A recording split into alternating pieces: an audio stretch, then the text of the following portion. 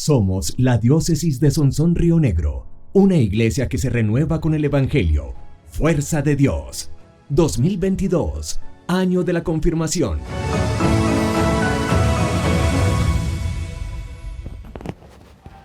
Bueno, buenas noches a todos.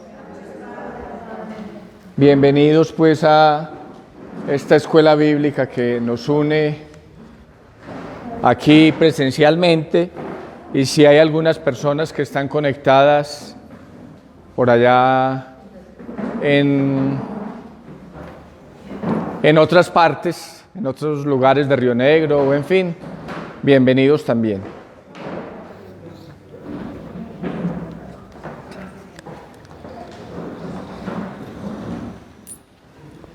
Vamos a tratar de estudiar el Evangelio según San Lucas, en razón que es el Evangelio que durante este año, los domingos, estamos siguiendo en la liturgia de la iglesia.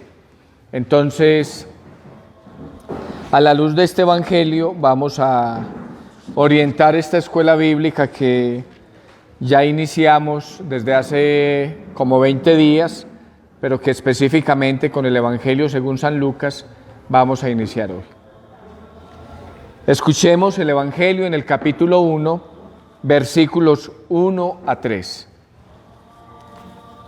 Puesto que muchos han intentado narrar ordenadamente las cosas que se han verificado entre nosotros, tal como nos las han transmitido los que desde el principio fueron testigos oculares y servidores de la palabra, he decidido yo también, después de haber investigado diligentemente todo desde los orígenes, escribírtelo por su orden, ilustre Teófilo, para que conozcas la solidez de las enseñanzas que has recibido.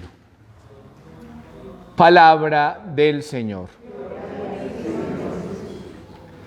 Muy bien, estos primeros 4 versículos del Evangelio según San Lucas, y fíjense si sí está transmitiendo, expresan de alguna manera clara y sintética el proceso de los evangelios, no solamente del Evangelio según San Lucas, sino de los evangelios en general, los canónicos y los no canónicos, o los apócrifos.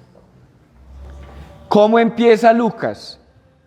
Puesto que muchos han intentado narrar ordenadamente las cosas que se han verificado entre nosotros, tal como nos las han transmitido los que desde el principio fueron testigos oculares y servidores de la palabra. Fijémonos bien. Puesto que muchos han intentado narrar ordenadamente. ¿Cómo se narra algo? Pues contándolo. Como hemos dicho en varias ocasiones ya, cuando los evangelios se escribieron, no se escribieron tanto para ser leídos, sino para ser escuchados, porque la mayoría de la gente no sabía leer. ¿Cómo se escuchaban? Como están ustedes aquí, escuchándome a mí. Con la diferencia de que la gente tenía muy buena memoria y guardaban en la memoria muchas cosas. Yo creo que esto va a haber que acercarlo más o acercar más el... Esa memoria comúnmente se conoce como tradición oral. Tradición oral. Es decir, los evangelios, como nosotros los conocemos, independiente que sea el de Lucas, según San Lucas, o según San Marcos, o según San Juan, o según San Mateo, o los apócrifos, llegaron fundamentalmente por tradición oral a las comunidades. Y no había estos medios de comunicación que hoy tenemos. Aquí están presentes posiblemente 30 personas. y a lo mejor por el Facebook hay pendientes otro tanto. No, en ese tiempo no había estos medios. O sea que la tradición oral era muy pequeñita, de familia en familia, de comunidades que eran pequeñas, la mayoría en comunidades, como se transmite la fe. San Lucas aquí está diciendo que muchos han intentado narrar ordenadamente las cosas que se han verificado entre nosotros, tal como nos las han transmitido los que desde el principio fueron testigos oculares y servidores de la palabra. ¿Ve? Nos las han transmitido. ¿Quiénes? Los que fueron testigos oculares y servidores de la palabra. Eso es muy importante. Testigos oculares, vieron lo que Jesús hizo, lo vieron. Y servidores de la palabra, no solamente lo vieron y lo escucharon, sino que lo transmitieron a otros. Eso a través de la tradición oral. ¿En qué momento inicia la tradición oral sobre Jesús? En el momento en que los discípulos de Jesús empiezan a contarle a otros lo que ellos vieron. ¿Y qué fue lo que vieron? Lo que vieron fue esa etapa terrena de la vida pública de Jesús que llamamos del año 27 al 30 aproximadamente después de Cristo, y que podríamos llamar etapa de los acontecimientos históricos. Acontecimientos históricos.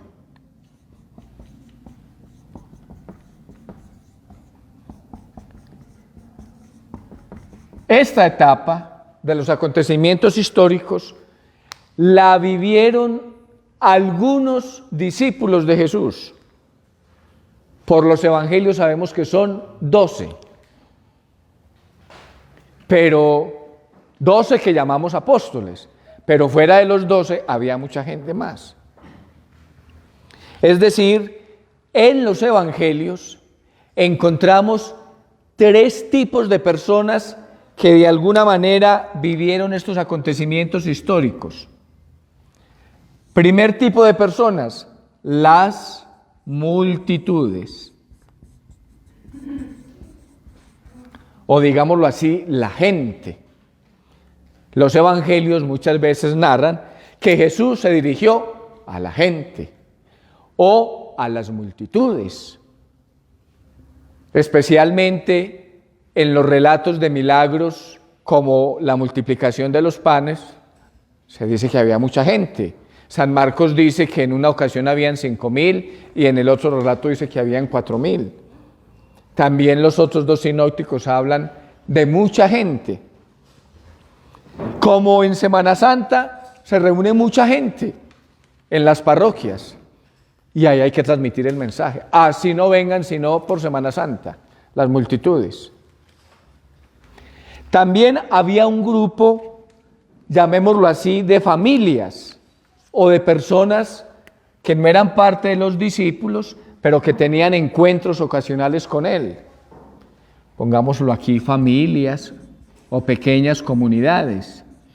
Por ejemplo, Marta y María y Lázaro, se ve que era una familia que Jesús frecuentaba y por tanto lo escuchaban y vivían alguna experiencia con él. Ese es un grupo de personas más pequeño. También existen en las parroquias grupos apostólicos, de alguna manera que se salen de la multitud para introducirse un poquito más en el conocimiento. Y finalmente, con los que él anduvo todo el tiempo, llamémoslos así, los 12, entre los cuales no está Lucas. Lucas no hizo parte de los 12, ni tampoco Marcos. De los 12, solo hay 2 que son evangelistas, Juan y Mateo. Entonces miren, esta etapa que es de los acontecimientos históricos, son las que vivieron estos personajes que son testigos oculares, vieron. Jesús curó al paralítico. No era que hay alguno estaba escribiendo, ve, curó al paralítico, y abrieron un boquete por el techo, no. Pero el acontecimiento quedó tan marcado en la memoria de la gente que lo transmitían oralmente. Lo transmitían oralmente. Esa tradición oral es el inicio de los evangelios. ¿Cuándo se acaba esta tradición oral? Cuando los testigos oculares y servidores de la palabra se están muriendo. Se están muriendo. Cuando están muriéndose, empiezan a poner por escrito esta tradición oral. ¿Para que qué? ¿Para qué? Para que no se olvide. Entonces Lucas nos dice aquí: he decidido yo también, después de haber investigado diligentemente todo desde los orígenes, escribírtelo por su orden ilustre Teófilo, para que conozcas las enseñanzas, la solidez de las enseñanzas que has recibido. O sea que tenemos una etapa escrita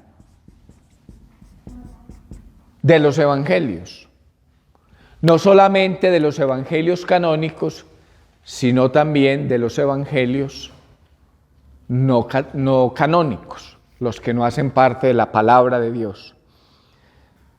Cierto que se está transmitiendo por Facebook.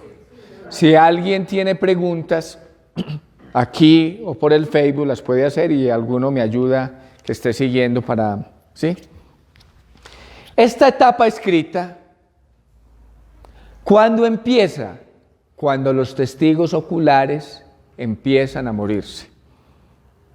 Es como cuando, por ejemplo, en la diócesis de Sonsón Río Negro o en las parroquias, es que hay un sacerdote que nació en San Antonio, creció en San Antonio, sin ser sacerdote incluso conoce la historia de San Antonio. Un sacerdote no, puede ser un laico. Aprovechémoslo antes de que se nos vaya para poner por escrito tantas cosas. Si nosotros aquí no valoramos casi la historia. En Europa encuentran una piedra vieja y esa piedra vieja tiene historia.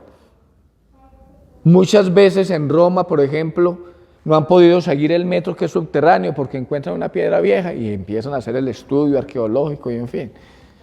¿Quién nos cuenta la historia? La historia es muy importante, nosotros no la hemos valorado. ¿Sí? Este templo, por ejemplo, que es tan bello, tan arquitectónico, no puede ser que a mí se me ocurra que voy a tumbar para hacerlo en muro mejor porque el adobe es más firme que la tapia. No, la historia hay que respetarla y guardarla. Pues igual sucede con los textos escritos o con los textos sagrados. Entonces hay una fecha en los estudios bíblicos que marca como un quiebre, un punto de quiebre en la historia, y es el año 70 después de Cristo. ¿Qué pasó en el año 70 después de Cristo? ¿Quién sabe? La destrucción del templo de Jerusalén. El templo de Jerusalén, que había empezado a construir o a reconstruir Herodes el Grande, hace 8 días o hace 15, perdón, hablábamos de Herodes el Grande, que empezó en el año 20 antes de Cristo y terminó de construirlo en el año 62 después de Cristo, no Herodes el Grande, sino sus descendientes. No duró sino 8 años. ¿Por qué? Porque los romanos, era el imperio político que gobernaba en la época, queriendo presionar, hostigar al pueblo judío, porque el templo era de los judíos, decidió destruirlo bajo el gobierno del emperador Tito. Entonces, cuando se destruye el templo, hay un punto de quiebre muy concreto. ¿Por qué? Ya el cristianismo llevaba caminando, miren, del 30 al 70 llevaba caminando 40 años. Pero el cristianismo, en sus inicios, nació a la sombra del templo, a la sombra del templo. Los que se reunían eran cristianos que creían en Jesús, pero la mayoría todavía creía con las tradiciones judías. ¿Ven? Cuando se destruye el templo de Jerusalén, se empieza a distinguir muy bien ya el judaísmo del cristianismo. Es decir, el cristianismo ya no puede vivir a la sombra del templo. Los cristianos ya no pueden vivir a la sombra del templo. Cuando uno lee el libro de los Hechos de los Apóstoles, se da cuenta que Pedro y Juan iban al templo a predicar. Allá fue la curación al que Pedro le dijo, según el libro de los Hechos de los Apóstoles: no tengo plata ni oro, pero lo que tengo te lo doy, levántate. Eso fue en uno de los pórticos del templo. Claro, se destruye el templo y los judíos, con el paso de los años, empiezan a constituir sus grupos muy concretos. Tanto que en el año 91, 20 años después, se habla de un concilio de los judíos, o de una asamblea o reunión de los judíos que se llama el concilio de Yamnia, que se reúnen los judíos en sus sinagogas, es decir, en sus espacios propios del mundo judío, y los cristianos que quieren entrar ahí a la sombra,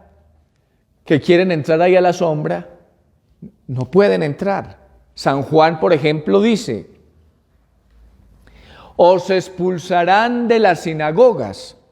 Está escribiendo Juan, más o menos por esta época.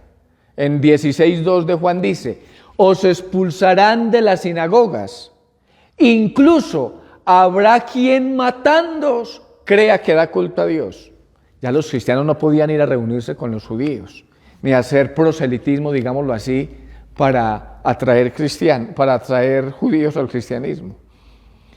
El mismo Juan cuenta en el capítulo 9, en la curación del ciego de nacimiento, que si se dan cuenta ese relato que es muy largo, Jesús cura al ciego, no creen. Los fariseos, aquí ya el grupo de los fariseos existía en tiempos de Jesús, del Jesús histórico, pero aquí ellos que han constituido en esta época ya un grupo donde no pueden entrar otros, le preguntan al ciego: ¿quién te curó? Jesús. ¿Cómo lo hizo? Yo no sé. Él solo me dijo que viera y vi. Y entonces estos fariseos que no creen llaman a los papás. ¿Este es hijo suyo? Sí. ¿Y nació ciego? Sí. ¿Y cómo es que ve? Yo no sé. Pregúntele a él, edad tiene. Y añade el Evangelio según San Juan: esto lo decían por miedo a los judíos de ser expulsados de la sinagoga. O sea, el cristianismo nació a la sombra del judaísmo, tanto en el templo, cuando existía el templo, como en las sinagogas, cuando ya no existía el templo y en las reuniones pequeñas se congregaban los cristianos. ¿Ve? Pregúnteselo, edad tiene. Y añade el Evangelio: esto lo decía por miedo a los judíos de ser expulsados de la sinagoga. Entonces esta fecha es muy importante por eso, porque distingue ya el mundo judío del mundo cristiano de una manera muy concreta, digámoslo así, en la reunión, en el lugar físico donde se reúnen los cristianos, y además porque la mayoría de los testigos oculares, los que vivieron estos acontecimientos históricos con Jesús, ya no están o se están muriendo. Entonces hay que poner por escrito. El dato, por los conocimientos que tenemos más antiguo del primer evangelio que se puso por escrito de los canónicos, es el año aproximadamente 65, Evangelio de San Marcos. ¿Sí? Año 65. Evangelio según San Marcos.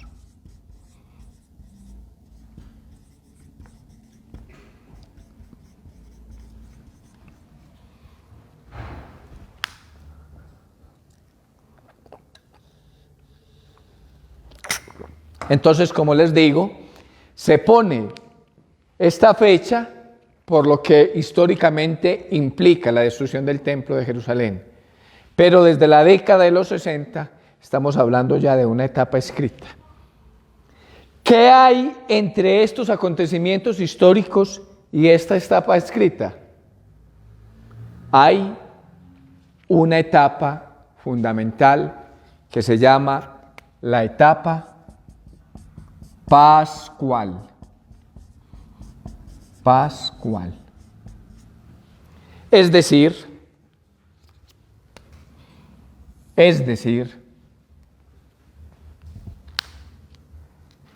el hecho de que estos acontecimientos históricos se pusieran por escrito no es fruto del azar, de la casualidad, porque hay muchos otros acontecimientos históricos que existieron en la época, en todo el Imperio Romano, y que se pusieron por escrito, pero no son palabra de Dios, ni han tenido la influencia ni el poder que la palabra de Dios tuvo. ¿Por qué cuando Jesús muere cruelmente como murió, unos hombres llenos de miedo, de pavor, encerrados, salen a hablar de este que murió como un delincuente? ¿Por qué unos hombres que no eran muy cultos, la mayoría o muchos eran pescadores, salen incluso a dar la vida por este que constituía el centro de sus vidas como maestro, por una experiencia pascual? Entonces, estas etapas que estamos aquí mencionando, más que etapas, podríamos ponerles un sustantivo distinto: fe. Aquí está la etapa de la fe en los acontecimientos históricos de Jesús. Si lo ven haciendo milagros, predicando como predicaba, ¿cómo no seguirlo? Juan Bautista decía: el que esperaban, véanlo ahí, ese es el Cordero de Dios que quita el pecado del mundo. O sea, la fe, llamémoslo así, terrena o histórica de Jesús, cuando Él no está, se transmite en una fe pascual. Y yo he mencionado la palabra experiencia. Lo bonito de esto es que nosotros podemos tener esta misma experiencia que tuvieron aquellos hombres y mujeres.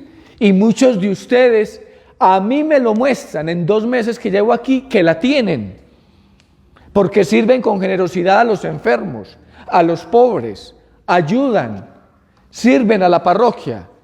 Eso no es fruto de que a usted se le ocurrió, de que a mí me gusta mucho, o porque no tengo más nada que hacer, me voy a ir allá a servir al comedor. Es fruto de una experiencia pascual. ¿Ve? Que tenemos que cada día intensificar más para darle gusto a la vida y sentido.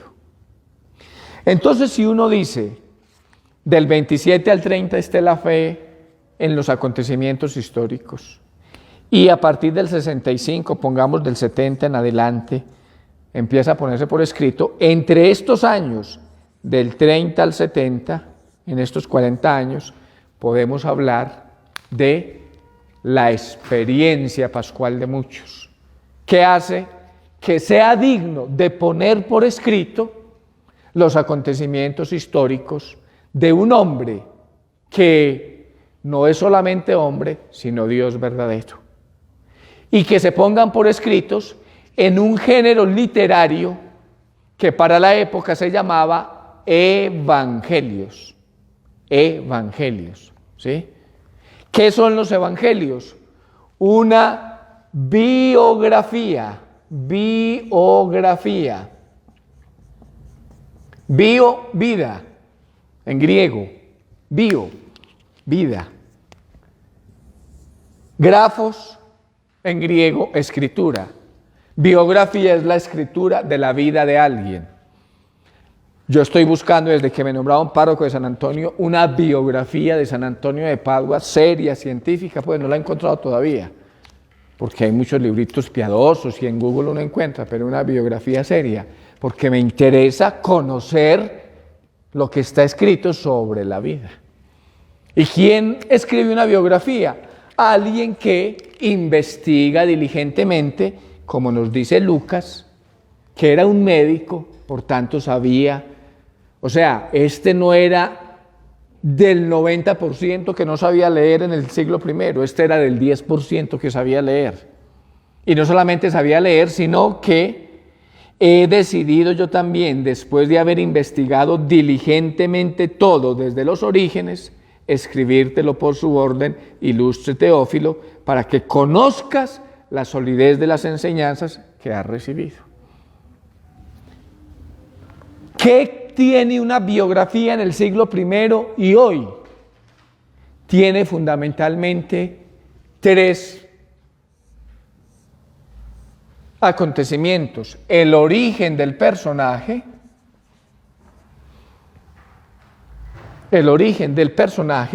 la vida del personaje y la muerte del personaje. Eso tiene fundamentalmente una biografía.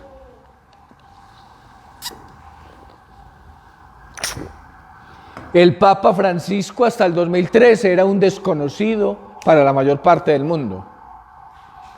Lo conocían en Argentina y por ahí en los pueblos donde como sacerdote y obispo haya trabajado. Pero después de que lo hicieron Papa, a muchos les dio por investigar de dónde es, con quién creció, quiénes eran los amigos, los hermanos, la familia. Y empiezan a hacer biografía del Papa Francisco. ¿Por qué? Porque su vida merece ser contada. Porque fue Papa. Bueno, no solamente el Papa, el presidente de los Estados Unidos o un líder pues, mundial, ¿cierto? Y su muerte, la muerte de cualquier personaje, normalmente ilustre, es una muerte que normalmente, por ejemplo, de un papa, nos tocó ver, al menos ver pues, por televisión la muerte de Juan Pablo II. Todos los presidentes fueron los que fueron allá o sus delegaciones que enviaron. O sea, porque su vida fue digna de contar, pues su muerte se vuelve de alguna manera un momento importante. Así sucedía en el siglo I con los emperadores y en fin. Me conecté a la transmisión para hacer preguntas, pero no se está viendo nada del tablero. Entonces. Mauricio, téngame aquí. Ahí sí. Bueno. Entonces, en el siglo I sucedía lo mismo. Un emperador, cuando moría un emperador, su muerte no era indiferente. No es pues vamos a hacerle el entierro y ya, no. Desfiles y honores y aceites. Los evangelios narran, especialmente el evangelio según San Juan, que a Jesús fueron a ungirlo. ¿A quién se ungía? A los reyes. A pesar de que era un delincuente. O sea, también la muerte de Jesús empezó a ser importante. El origen es de dónde viene, cuál es su familia, cuál es su tierra, sus paisanos. Pues el origen de Jesús es narrado en los evangelios, en los 4 canónicos. ¿Qué origen muestra ahí? Fundamentalmente que es un origen divino. Siendo un hombre, es Dios verdadero. Marcos, que es el primero, en un versículo, en el primer versículo, resume el origen de Jesús. Comienzo del Evangelio de Jesucristo, Hijo de Dios. Eso es todo lo que dice Marcos del origen. Comienzo del Evangelio de Jesucristo, Hijo de Dios. Así empieza Marcos. Le da a Jesús 2 títulos: Cristos e Hijo de Dios. Comienzo del Evangelio de Jesús. Y le añade la palabra en griego Christos, que nosotros traducimos al castellano por Cristo, pero Cristo es una palabra griega. Pero este Christos griego viene del hebreo Mesías, Mesías. Y Mesías en hebreo significa ungido, ungido. Por ello, cuando Marcos inicia su evangelio, ¿qué está diciendo? Que el origen de Jesús es el ungido de Dios. Nosotros somos cristianos. ¿Qué significa cristiano? El ungido de Dios. En el bautismo nos ungieron. Y la otra expresión que utiliza Marcos cuando inicia el evangelio es Huios, tu Theou, Hijo de Dios, en griego. Comienzo del evangelio de Jesús, Christos, Huios, tu Theou. Jesús, el Jesús histórico, el hombre que ven, es el Mesías, el Hijo de Dios. En un renglón, Marcos resume el origen de Jesús. Juan, ¿qué dice del origen? También en el capítulo 1. En el principio existía la palabra, y la palabra estaba con Dios, y la palabra estaba de frente a Dios. Todo se hizo por la palabra, y sin la palabra nada se hizo de cuanto existe. Y sigue hablando, hasta que llega al versículo 18 y dice, y la palabra se hizo carne y habitó entre nosotros. Kaijologos sars, que en griego se dice carne, sars. Sars. Ese Dios se hizo carne, esta carne, que a veces nosotros rechazamos. Dios se quiso hacer de esta carne. Así narra Juan el origen de Jesús. ¿Y Mateo y Lucas cómo lo narran? Pues lo conocemos por lo que se conoce normalmente como relatos de la infancia de Jesús. La anunciación del ángel Gabriel a María, la encarnación del Hijo de Dios, el nacimiento en un pesebre, los Reyes Magos. Son Lucas y Mateo los que nos cuentan ese origen un poco más extenso y más narrado. ¿Cómo? Porque estaban allá cuando la Virgen estaba en embarazo. Ve la Virgen como está en embarazo. Y mira a José como la acompaña. Y la mula y el buey. Ni idea. Cuando este hombre, que es Dios verdadero, produce esta fe pascual y se empiezan a preguntar por el origen, en razón de su muerte, la tradición oral que dice, e inspirados por Dios, ponen por escrito los relatos de la infancia, que a lo mejor son los últimos que se escribieron. Entonces el ángel Gabriel no se apareció así, la Virgen así como nos la pintan en los cuadros. No sabemos. No sabemos, eso no es lo importante. Los cuadros y la pintura y la película trata de expresar lo que nosotros no comprendemos porque son una catequesis. Lo que sí sabemos es que es palabra de Dios y que esa palabra de Dios nos está queriendo transmitir que el origen de Jesús es divino. Es un invento, ni riesgos.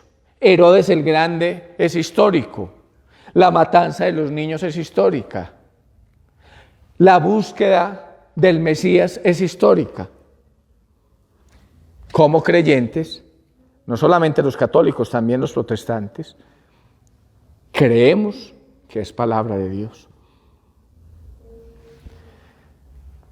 La vida se expresa fundamentalmente como la de todos en hechos y palabras. ¿Qué guardamos de Jesús? Sus hechos y sus palabras. Palabras bellísimas, las parábolas, los ejemplos tan prácticos y tan sencillos que pone. ¿Puede un ciego guiar a otro ciego? La respuesta está clara. ¿Cuál es? No. ¿No caerán los dos en el hoyo? La respuesta es clara. Sí. Así empezaba el Evangelio ayer. Jesús se vale de la geografía de Palestina, que tiene muchos pozos, para decirnos, hombre, ¿un ciego puede guiar a otro ciego? Está claro que no. Yo decía ayer en la homilía, la semana pasada vimos dos acontecimientos de la ceguera en la que vive esta humanidad. Por una parte, una guerra. ¿A quién beneficia una guerra? Los intereses de un miadito ahí de gente con unos intereses particulares. Yo no entiendo pues cuál es la razón de por qué Rusia está atacando a Ucrania, lo que he leído en la prensa. No es eso una ceguera, ¿sí? Unos pobres soldados que ni se conocen, ni se aman, ni se odian, peleando por darle gusto a 3 o 4 que mandan. No es eso una ceguera. ¿Puede un ciego guiar a otro ciego? Y el acontecimiento en nuestra patria del aborto, 5 personas que deciden por más de 50.000. Estamos ciegos, guiados por ciegos. Hay que pedirle al Señor que no seamos ciegos, guiados por ciegos, y que nosotros en nuestra ceguera no guiemos a otros. Esa es la responsabilidad de ser papá y mamá, de ser sacerdote, de ser educador, de ser amigo. De ver al único maestro que da la luz. No está el discípulo por encima del maestro, nos decía ayer el Señor. Palabras dichas hace cerca de 2000 años y tan actuales. ¿Qué tienen los evangelios? ¿Qué tiene la palabra de Dios que es tan actual? Esas palabras son las que conservamos de Jesús. Conservó la tradición oral que poníamos aquí ahorita y que ya borré, la tradición oral, y que se puso por escrito aquí.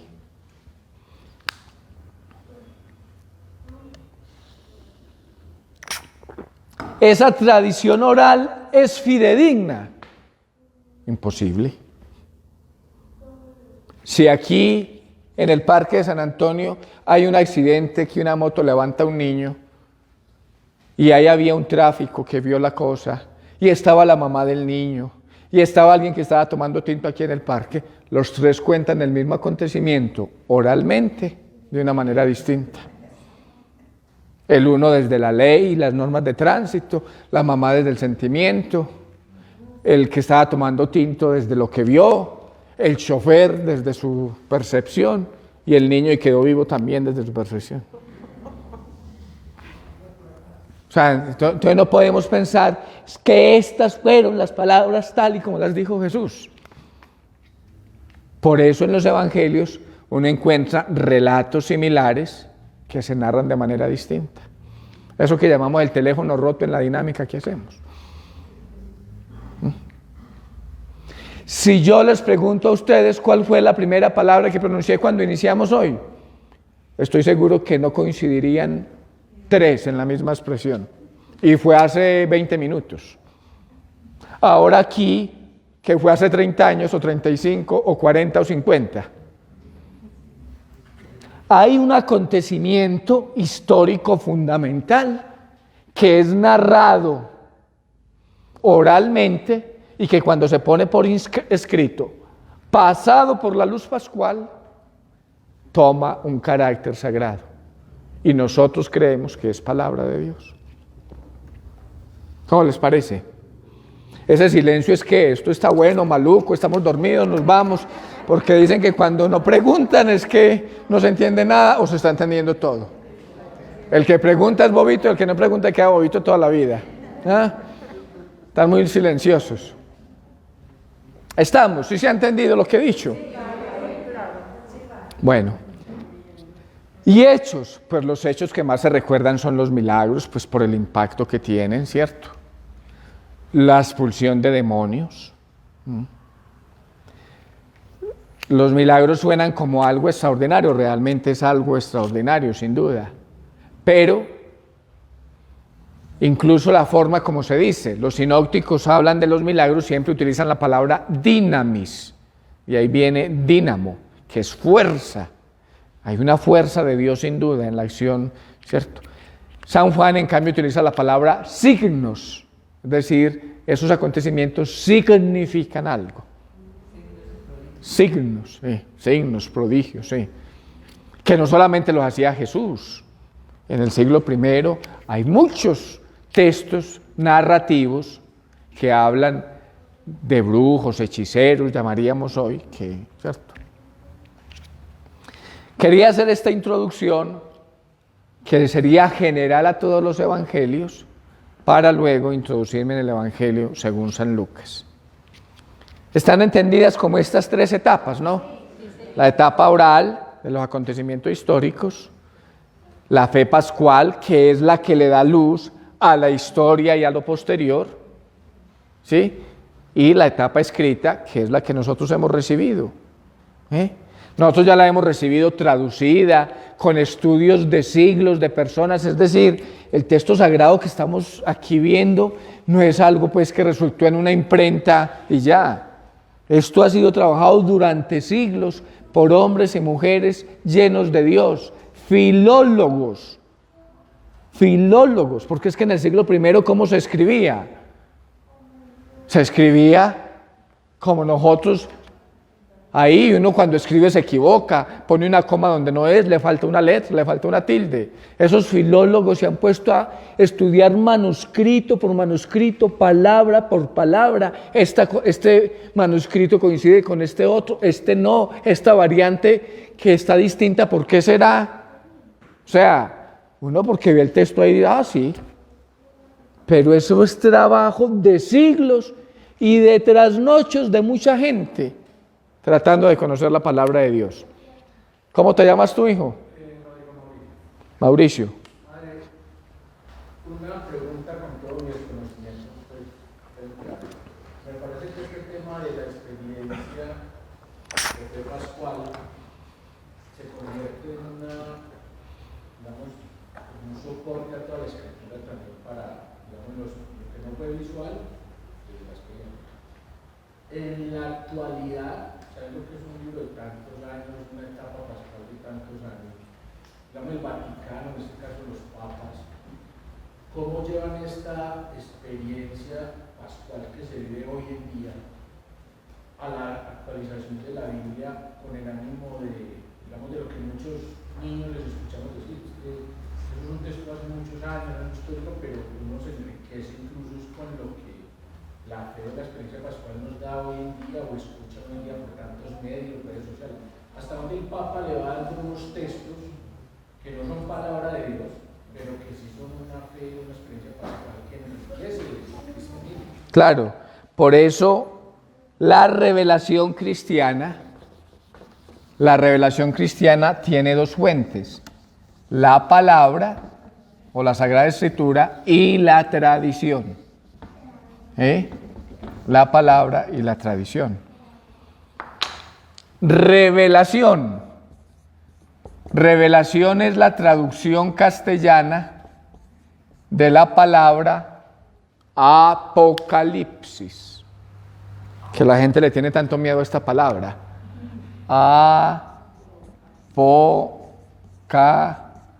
Apocalipsis en griego. Apocalipsis. Apocalipsis es revelación. O sea, contrario a lo que mucha gente piensa que es algo oculto, misterioso, raro, al contrario, es el desvelamiento.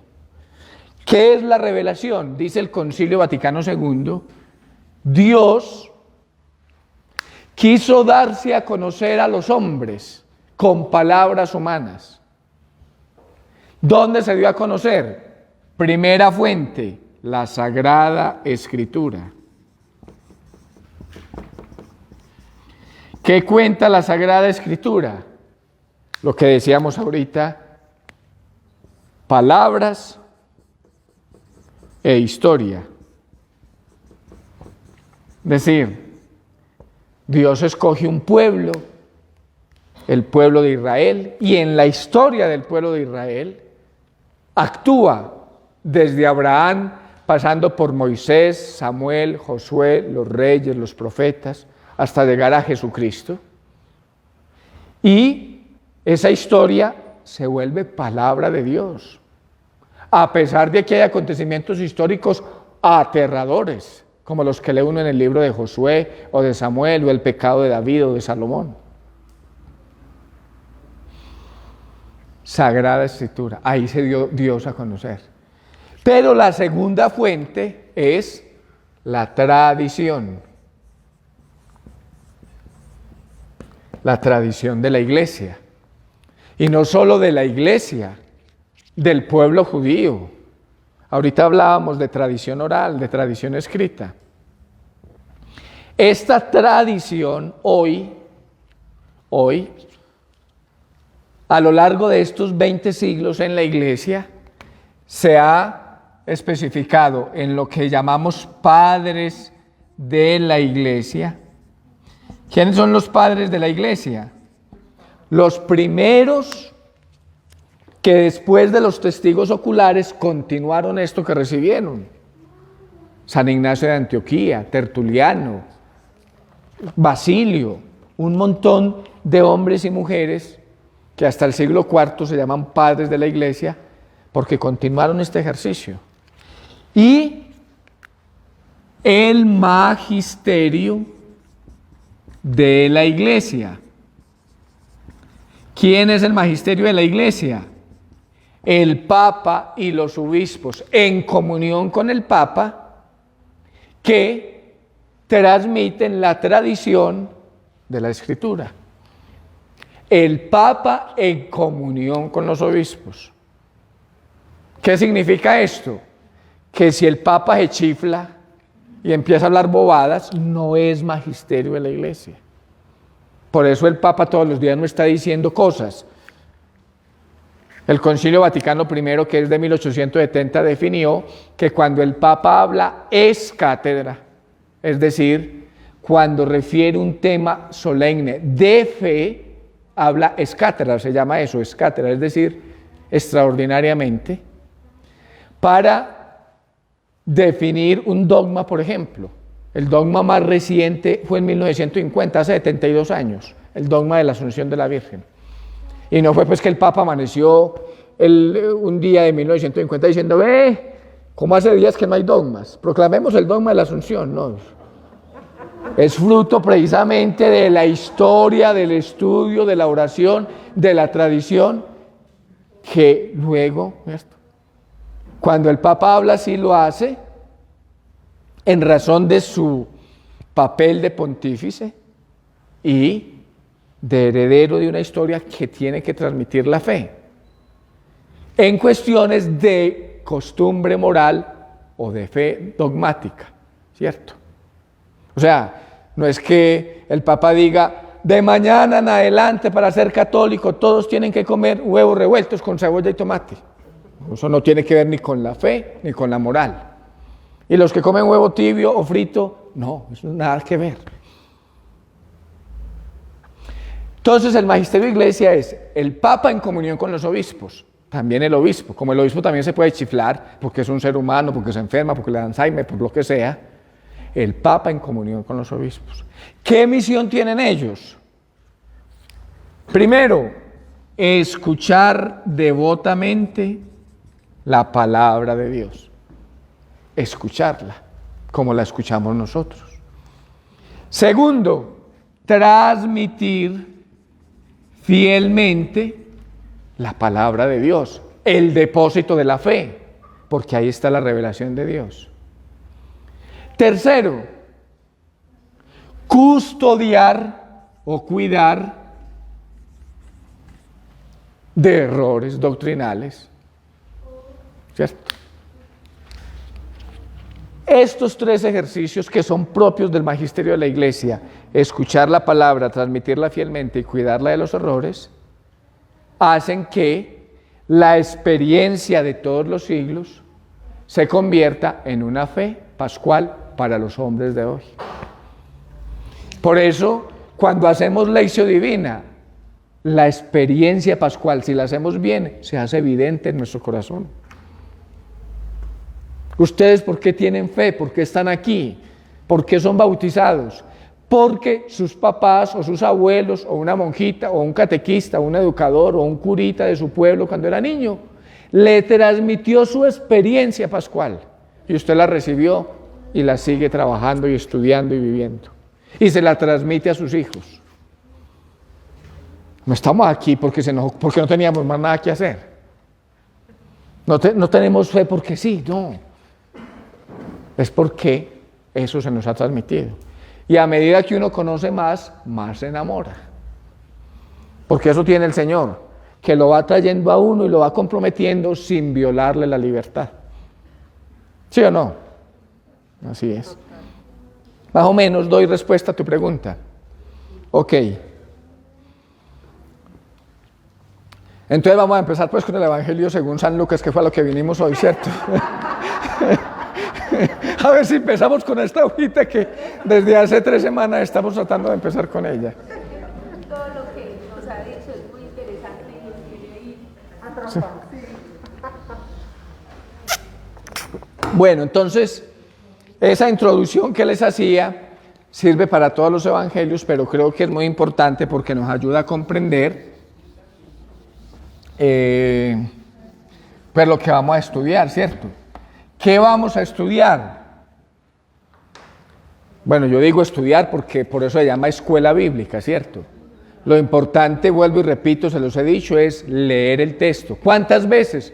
Todas las veces que se pueda leer. Los rabinos decían que la palabra de Dios tiene 70 rostros. ¿Qué significaba esa expresión? Que hay que leerla 70 veces para entender alguito. Entonces, si en este año leemos 70 veces el Evangelio según San Lucas, pues yo creo que el Señor hace su obra. De pronto entendemos alguito. ¿Ah? De pronto Dios hace su obra, ¿sí? Yo les pedí que en estos 15 días volvieran a dar una leidita y lo leyeran.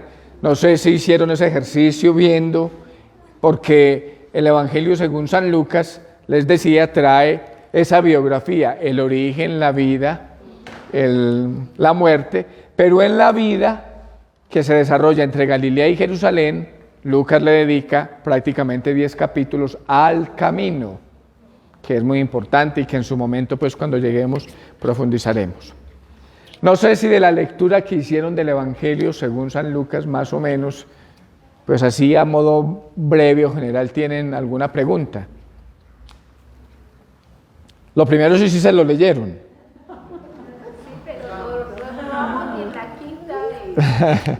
Lo más importante de una escuela bíblica es leer los textos bíblicos. Todo lo que yo les diga aquí es un añadido que ayuda a comprender mejor, sin duda. Pero lo más importante siempre es acercarnos a la palabra. Por eso es que la palabra se proclama en la Eucaristía, se hace lección, porque se vuelve eso que llamábamos ahorita experiencia pascual. Entonces vamos a tomar la hojita y vamos a hacer una lectura de la hojita. Y la hojita tiene en algunos momentos citas bíblicas. Entonces, como ustedes muchos trajeron Biblia, que hay que traerla siempre, me van ayudando buscando esas citas, ¿cierto? Vea, por aquí tú no tienes más hojitas. No alcanzaron, por eso algunas personas les tienen que compartir. Háganse por parejitas y yo después les doy. Porque yo hice 30, pero vea, resultaron más. Muy bueno, todos los que quieran venir, bienvenidos. Lucas es un médico que el apóstol Pablo tuvo como compañero en sus viajes misioneros. Eso es lo primero. ¿Por qué sabemos algo de Lucas? Porque el libro de los Hechos de los Apóstoles nos lo menciona. Y como él es el autor, se supone, del libro de los Hechos de los Apóstoles, él habla en primera persona del plural cuando viaja con Pablo. Y en la carta a los Colosenses, el autor de la carta a los Colosenses menciona precisamente a Lucas, compañero de Pablo en los viajes misioneros. ¿Ve? La tradición desde hace muchos siglos identifica el Evangelio según San Lucas y el libro de los Hechos de los Apóstoles como autor a Lucas. A Lucas. Primero eran una obra conjunta, el libro de los Hechos y el Evangelio. Entre otras cosas, porque los dos libros tienen como una finalidad que el Evangelio que nace en Jerusalén llegue hasta los confines de la tierra. Leamos Hechos 1:8, por favor, alguien que tenga la Biblia.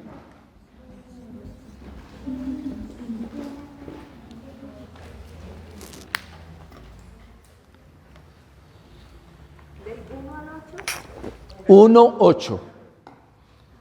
Hechos 1:8.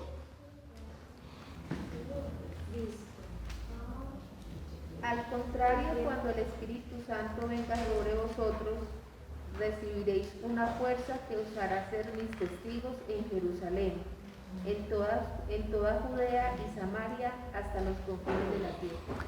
En Jerusalén, en toda Judea. Judea era como el departamento, llamaríamos hoy la provincia donde estaba Jerusalén. Samaria era el pueblo vecino, hasta los confines de la tierra. ¿Dónde termina el libro de los Hechos de los Apóstoles? En Roma, con la muerte de San Pablo, con la muerte, ¿sí? O con la evangelización allí en Roma. Roma era la capital del imperio. ¿Ven? Entonces, como que desde el origen hasta el final es la acción de Dios por medio de su Espíritu Santo. Ahorita cuando les hablaba de la fe pascual, el protagonista de la fe pascual es el Espíritu Santo. Es el protagonista. Como nosotros hoy vivimos de lo que el Espíritu Santo inspira en nosotros. ¿Cierto? Entonces, sí. Entonces, en ese momento, los confines de la tierra era Roma. Pues los confines de la tierra no, Roma era la capital. Los confines de la tierra eran hasta donde llegaba el mundo conocido. Y el mundo conocido hasta esa época llegaba a España. Eso. Allá no se conocía sino hasta Europa, no se había descubierto América. Pablo dice en la carta primera a los Corintios y en el libro de los Hechos de los Apóstoles que él quiere evangelizar como en un círculo, como cogiendo el círculo, desde Jerusalén hasta los confines de la tierra. Es decir, hasta donde haya gente que conozcan a Cristo. Y imagine, desde allá nos tienen en estas a nosotros, porque nosotros hacemos parte de los confines de la tierra. Así San Antonio esté aquí muy cerquita de Medellín. ¿Cierto? El Evangelio va llegando y sigue llegando. ¿Ven? Pero la finalidad de Lucas, que eso es algo que ya ustedes que lo estamos estudiando deben tenerlo claro, la mentalidad de Lucas es la salvación para todo el mundo, Es decir, nadie queda excluido de la salvación de Dios. Por eso Él ama a los samaritanos, ama a los publicanos, por eso la misericordia, por ello, aquí en la hojita les he puesto algunas de esas cosas. Lo que pasa es que si a cada renglón le vamos a hacer comentario. Mentiras que no, de eso se trata. No se trata de rellenar como una morcilla por rellenar, sino de asimilar. Entonces Lucas es un médico. Es un médico. Es un hombre culto, sabe escribir bien el griego. De hecho, de los 4 evangelistas canónicos, el más puro, digámoslo así, en una lengua mejor escrita es el griego. Es el de Lucas, perdón, el de según San Lucas. El griego es una lengua muy... Había en el siglo I varios tipos de griego. El griego de los filósofos, de Aristóteles, de Platón, de Sócrates. Y el griego de los evangelios, que se llamaba griego koiné. Koiné en griego significa común. Era el griego del común, de la gente común y corriente. Luego el latín lo traducen del griego al latín en la vulgata que llaman, es la lengua vulgar, del vulgo. Es decir, es transmitido para la gente del común, para nosotros, que no tenemos tanto conocimiento y tanto intelectualismo, ¿cierto? Entonces Lucas escribe, los que conocen pues de literatura y de filología y de lenguas dicen, el griego más limpio de los evangelios es el de Lucas, el de según San Lucas.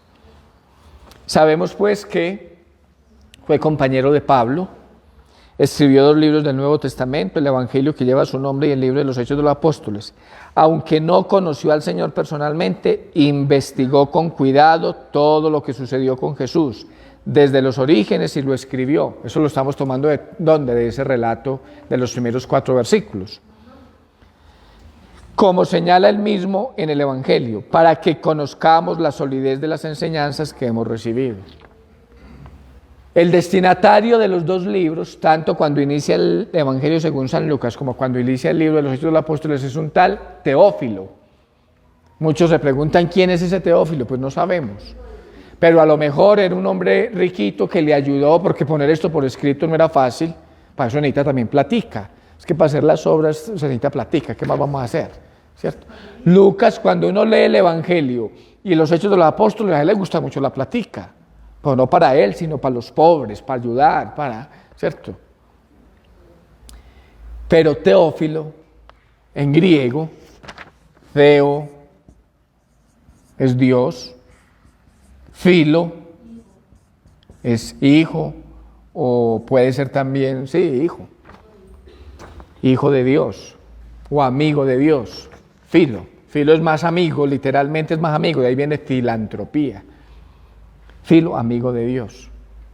O sea que es escrito para ustedes que son amigos de Dios, o hijos de Dios, y para mí.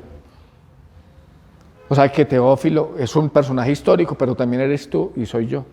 Ustedes no se sienten amigos de Dios, hijos de Dios. Durante este año reflexionaremos sobre este Evangelio, ofrecemos 5 expresiones claves que nos ayudan a comprender mejor lo que Dios nos dice en su palabra. 5 expresiones en el Evangelio. La primera, Jesús, pues es el protagonista. San Lucas presenta a Jesús como amigo de publicanos y pecadores. Lucas 15:2. ¿Cómo dice Lucas 15:2? Los fariseos, allá viendo a Jesús, come con pecadores y publicanos. Leamos 15:2. Los fariseos y los maestros de la ley murmuraban: este anda con pecadores y come con ellos. Anda con pecadores y come con ellos. Ese es el Jesús que escandalizó a muchos y sigue escandalizando. Miren el Papa como es de criticado muchas veces por muchos cristianos incluso y movimientos muy rigoristas, porque es misericordioso, porque es amigo de pecadores, porque él se dice que es pecador. ¿Quiénes eran los publicanos? Los que era evidente que eran pecadores, pues llaman del público, la gente sabía. Normalmente eran cobradores de impuestos que cobraban el tributo para el Imperio Romano, pero no solamente cobraban, sino que cobraban más.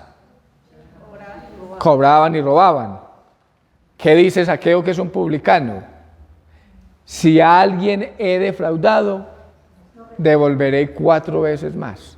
Imagínense. Se convierte y es capaz de devolver 4 veces más. Uno de los 12, Mateo o Leví, era publicano. Un escándalo, como que este maestro llama a un publicano a ser seguidor suyo. Como profeta que tiene la definitiva y perfecta palabra de Dios para comunicar. Leamos esos versículos. Capítulo 4, versículo 24. Capítulo 7, versículos 16 y 26. 4:24. Y continuó: os aseguro que ningún profeta es bien recibido en su tierra. Porque es cuando anuncia en la sinagoga el mensaje: esta escritura se ha cumplido hoy en mí. ¿Se acuerdan? Ese texto de Lucas 4 es el texto programático del Evangelio. El Espíritu de Dios está sobre mí porque me ha ungido, Mesías, para dar la buena noticia a los pobres, para liberar a los cautivos, Y el texto de Isaías que está citando, que es Isaías 61, dice: para proclamar el día de desquite, para vengarse de los malos. Y él dice: para proclamar un año de gracia del Señor. Y cuando escuchan eso, los que estaban esperando la venganza, quieren es lapidarlo y acabar con él. Por eso dice: ningún profeta es bien recibido en su tierra. Ustedes aceitan aquí al padre Bernardo, pues porque les toca, ¿qué más van a hacer si el obispo lo mandó para acá? Y porque no conocen su historia. Pero si no, pero esté aquí hablándonos de eso. Y Dios pone es así a nosotros. A nosotros, a las mamás en sus casas, sí, nadie es profeta en su tierra. Y 7:16 y 7:26. 7:16. El temor se apoderó de todos y glorificaban a Dios diciendo: un gran profeta ha surgido entre nosotros, y Dios ha visitado a su pueblo. Un profeta. ¿Por qué? Por los prodigios que hacía. 7:26. Entonces, ¿qué salisteis a ver?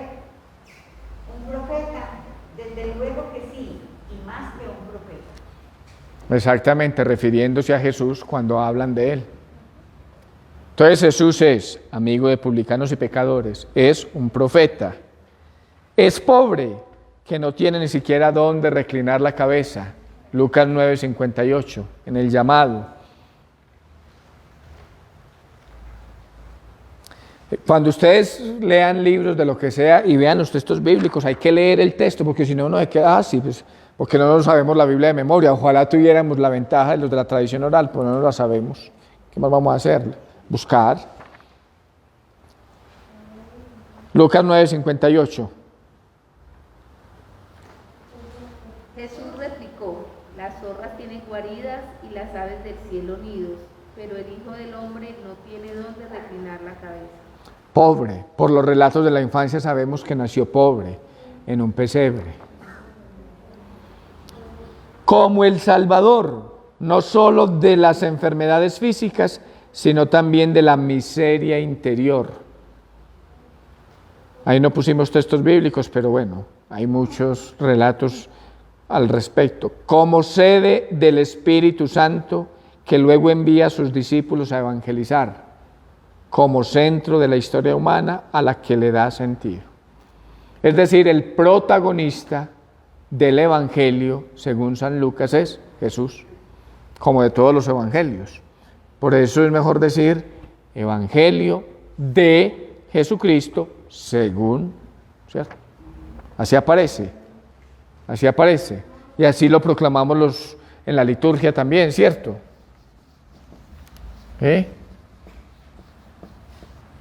¿Cómo aparece en griego? Esta es la L. Lucan. Kata. Kata es una preposición griega que significa según, ¿cierto? Evangelion.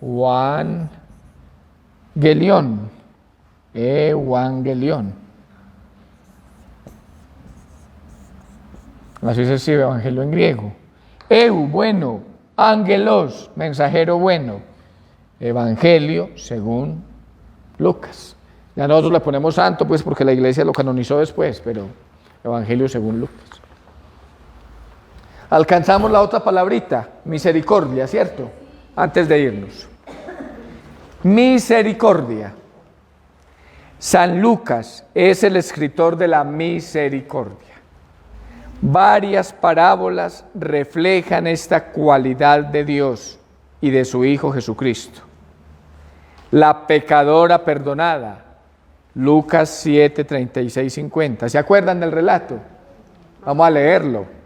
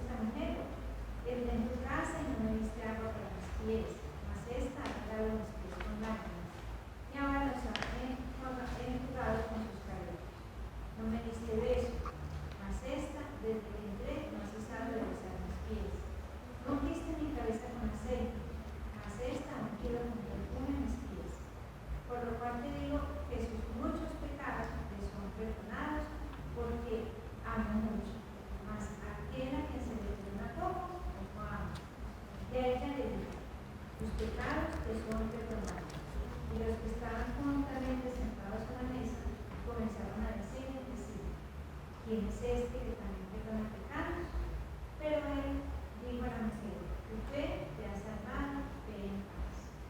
Al que poco se le perdona, poco ama. Y si uno cree que no necesita perdón, poco amor a Dios tiene. Ese es un relato que le da a uno muchas cachetadas. Lo invitó a comer y por dentro, si este supiera que esa es pecadora, si fuera profeta, como están diciendo.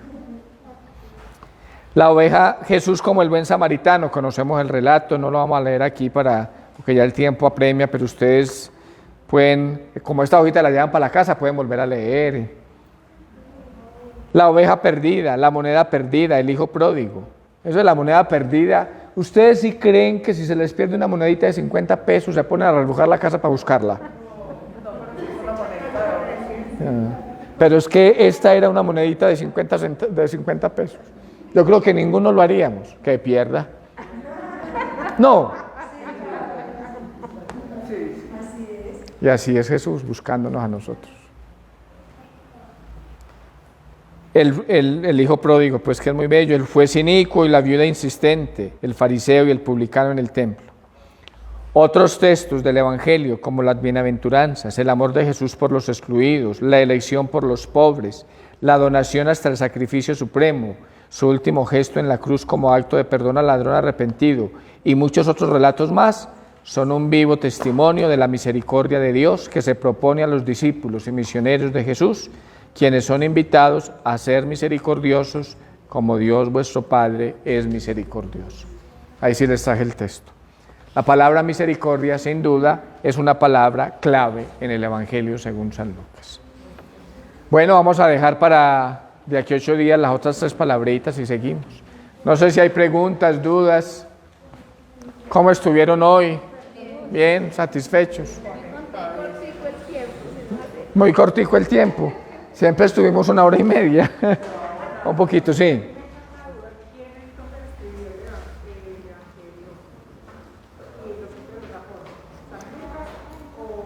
Teófilo. Pablo.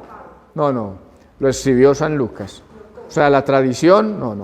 Lo que pasa es que de Lucas conocemos porque en el libro de los Hechos de los Apóstoles, Pablo lo menciona como un compañero de viaje de Pablo en los viajes misioneros. Pero según la tradición lo escribió San Lucas. Pablo escribió las cartas. De hecho, cuando se escribe el Evangelio según San Lucas, ya Pablo goza de la vida eterna hace unos años. Muchas gracias por su atención. Somos la Diócesis de Sonsón Río Negro, una iglesia que se renueva con el Evangelio. Fuerza de Dios. 2022, año de la confirmación.